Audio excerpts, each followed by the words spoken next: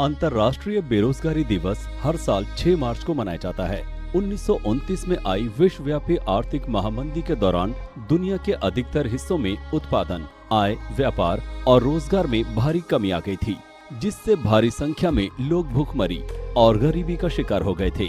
इतना ही नहीं, उद्योग बंद होने से बड़े बड़े उद्योगपति भी कर्ज में डूब गए थे। तब बहुत बड़े पैमाने पर एक अंतर्राष्ट्रीय अभियान चलाया गया था, जिसमें दुनिया भर के प्रमुख शहरों से सैकड़ों हजारों लोग विरोध करने के लिए सड़कों पर उतर आए थे। इतिहास 6 मार्च 1930 को बेरोजगारी के खिलाफ विरोध के अंतर्राष्ट्रीय दिवस के रूप में स्थापित करने के लिए ECCI में एक प्रस्ताव रखा गया था। ये निर्णय 16 जनवरी के ECCI के सत्र में लिया गया था। इस अभियान को 31 जनवरी को बर्लिन में आयोजित कम्युनिस्ट पार्टियों के प्रतिनिधियों के एक सम्मेलन द्वारा और विकसित किया गया था, जो कॉमिंटर्न के पश्चिम यूरोपीय ब्यूरो के तत्वावधान में आयोजित किया गया था।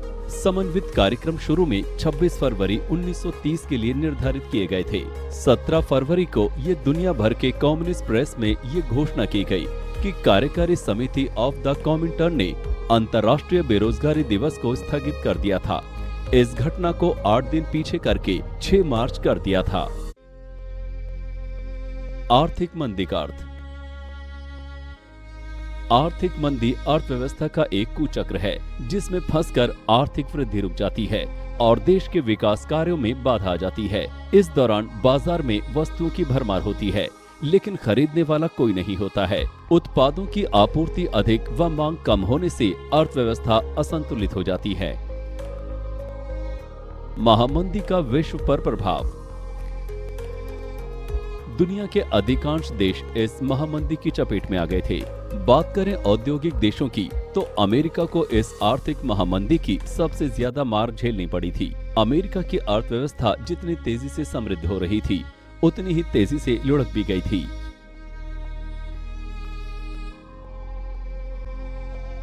मंदी के चलते अमेरिकी बैंकों ने घरेलू कर्जे देना बंद कर दिया था और जो कर्जे पहले दिए जा चुके थे, उनकी वसूली शुरू कर दी थी।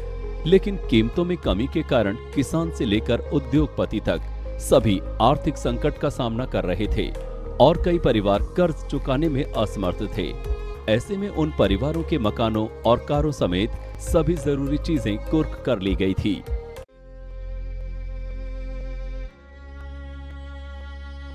हजारों बैंक कर्जे वसूल न कर पाने, ग्राहकों की जमा पूंजी न लौटा पाने और निवेश की गई धनराशि में लाभ न मिलने पर दिवालिया हो गए थे और उन्हें बंद कर दिया गया था। इस प्रकार अमेरिकी बैंकिंग प्रणाली भी ध्वस्त हो गई थी।